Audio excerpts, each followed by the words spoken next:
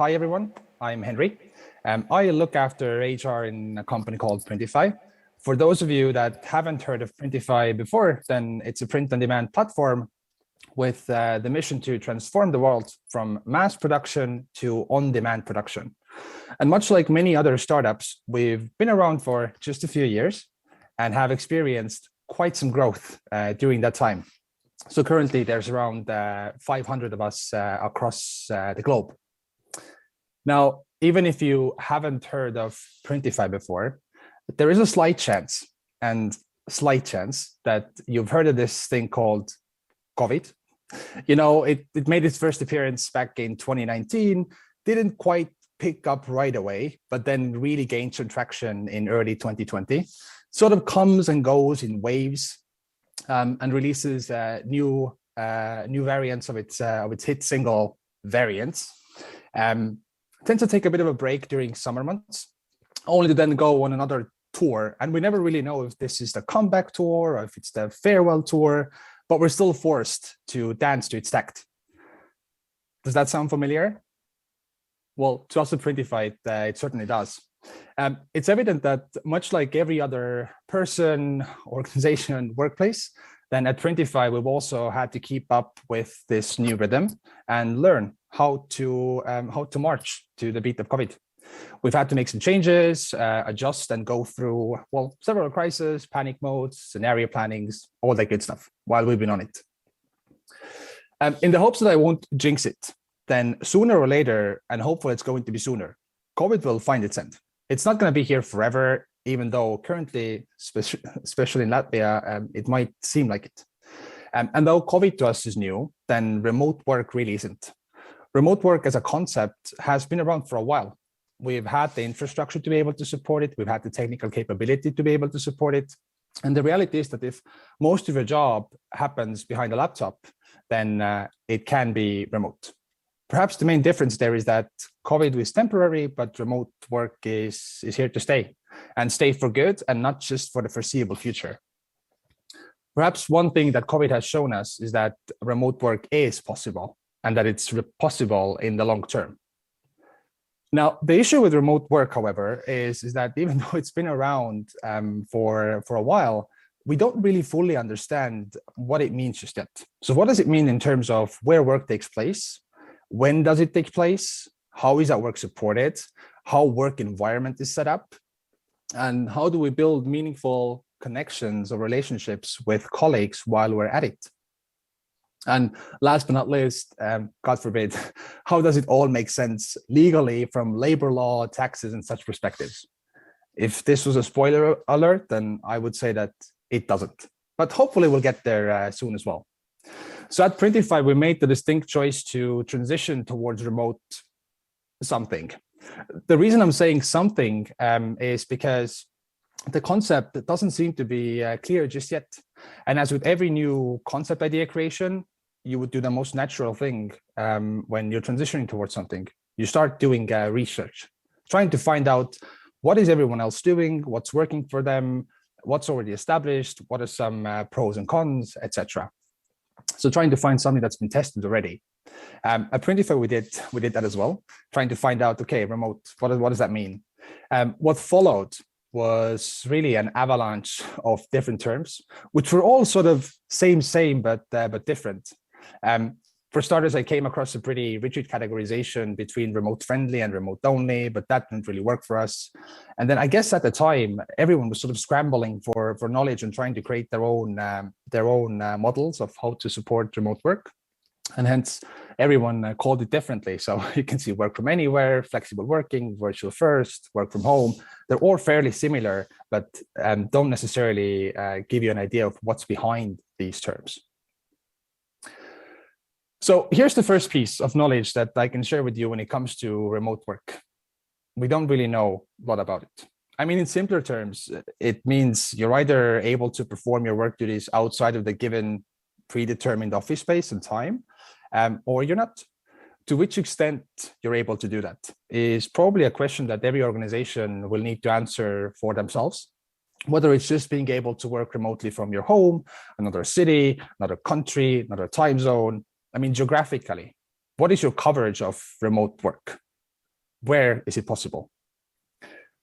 So instead of looking at the way we organize work today as a transition from one static to another, from office only to remote only, black or white, this or that, either or, I think when it comes to remote work, we should really look at it as a spectrum and see where do we find ourselves on said spectrum. If one side is only at the office, another side is only remote, then where do our organizations fit in, or where does your organization fit in?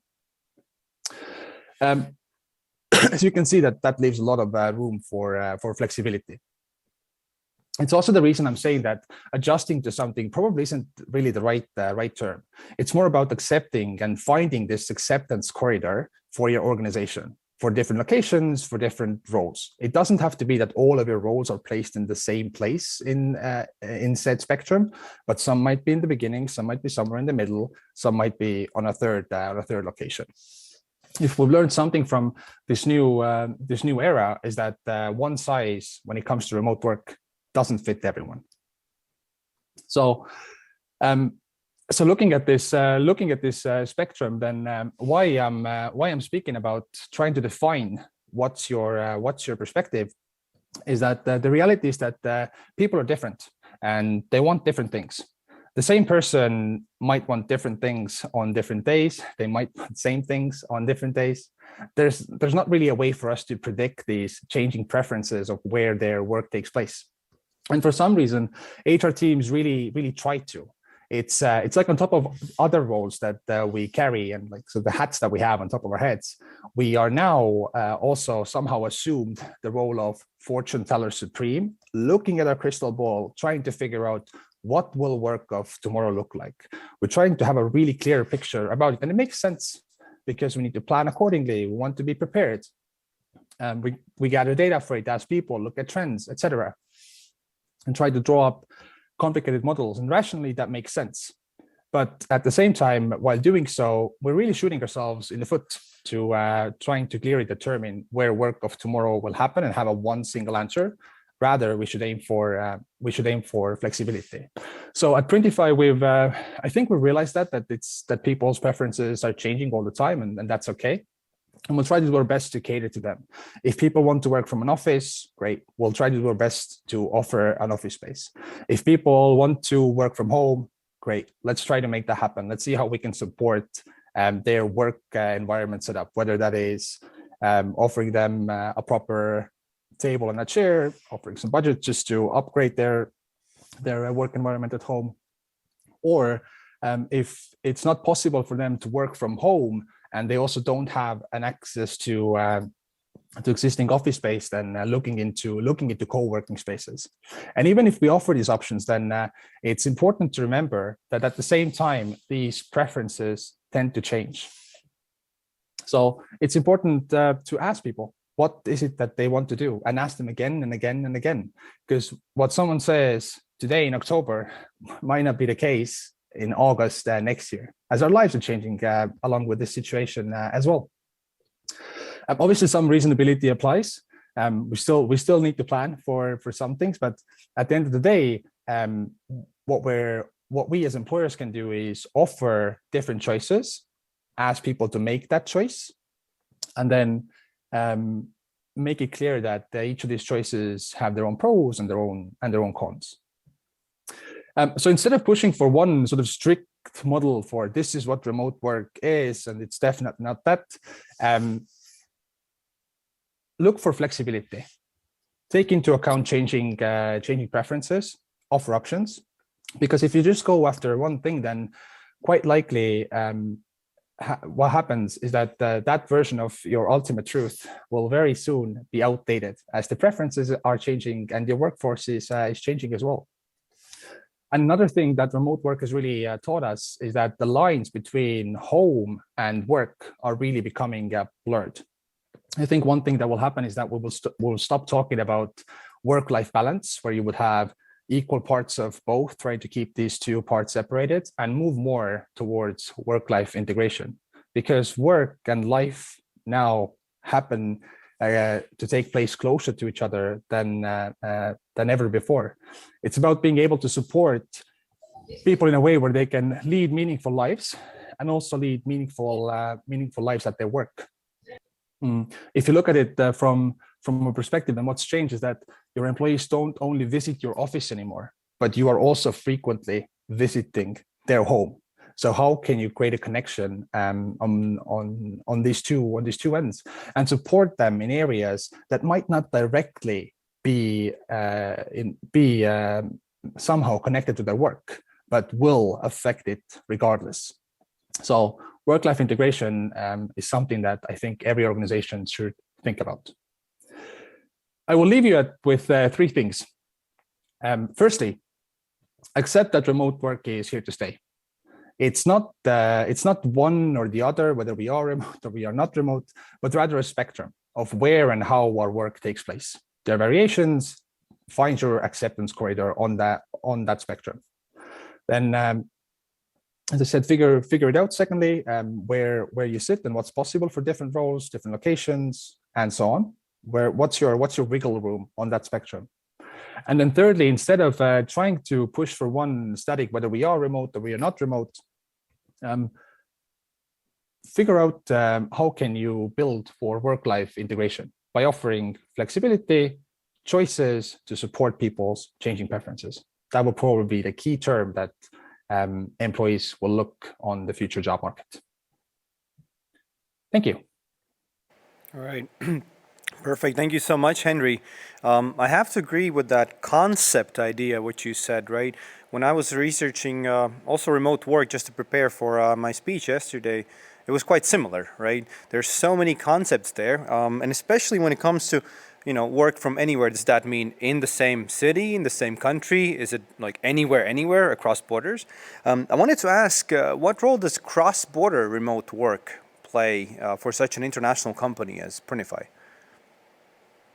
Well, we do support it. Oh, I started hearing myself. Yeah, cross-border work. Well, as I said, we have people, we have majority of us are based in Latvia. I'm, for example, in Estonia.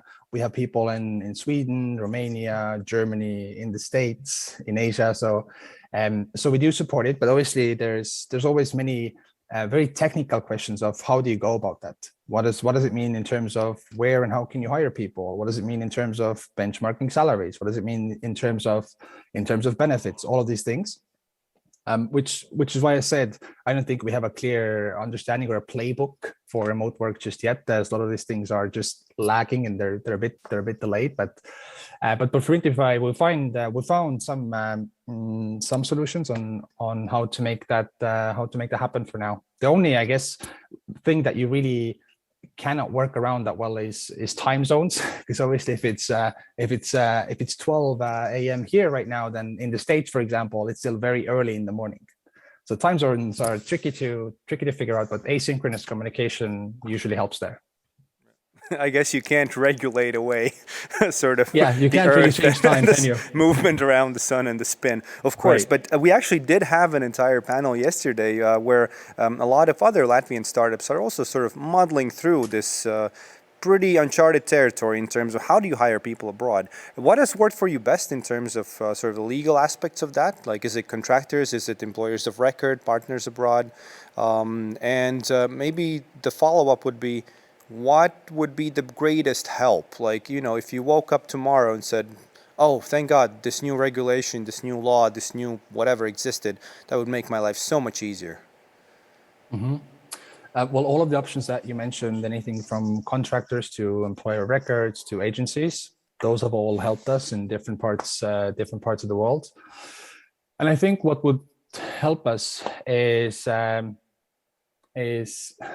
better global alignment in the systems of what you can do and what you cannot do. And it's also understandable because we're used to lead our lives in one country. Usually the company we work for is also in the same country, but that is changing, and it has changed for years now. It's just that the legal system is not picking up as quickly as possible. So somehow more alignment there would help everyone, I guess, significantly. It would also increase everyone's talent pool that they are hiring from.